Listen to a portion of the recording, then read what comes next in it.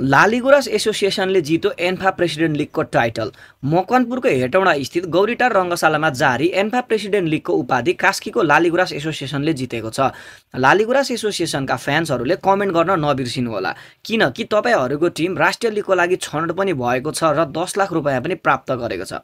Chitlang football क्लबलाई टाइब्रेकरमा पछि पार्दै लालीगुराँसले उपाधि जितेको हो। निर्धारित समयमा 0-0 को बराबरी भएको खेल टाइब्रेकरमा भने लालीगुराँसको पक्षमा 3-1 भयो। फाइनलको पेनाल्टी सुटआउटमा अपोनेन्टको पेनाल्टी विफल बनाएका लालीगुराँसका गोलकिपर अञ्जल श्रेष्ठ फाइनल म्याचको प्लेयर अफ द म्याच घोषित भए। यस प्रतियोगिताको उत्कृष्ट गोलकिपर लालीगुराँसका अञ्जल श्रेष्ठ, हाई स्कोरर लालीगुराँसका आशिष गुरुङ, नवजन जागृतिका सुजन डङ्गोल र काँक्रेबिहारका अनिश घरती छेत्री भए भने चितलाङका शिशिर लेखी प्लेयर अफ द टुर्नामेन्ट चुनिए। यता नवजन जागृतिले भने फेयर प्ले टिमको अवार्ड पाएको छ। विजेताले 10 लाख रुपैयाँ र उपविजेताले 5 लाख रुपैयाँ नगद पनि प्राप्त गरेका छन् भने यी दुईवटा फाइनलिस्ट सहित सेमी फाइनल खेल्ने दुईवटा टिम गरी जम्मा 4 वटा टिम राष्ट्रिय लिगको लागि पनि छनौट भइसकेका छन्।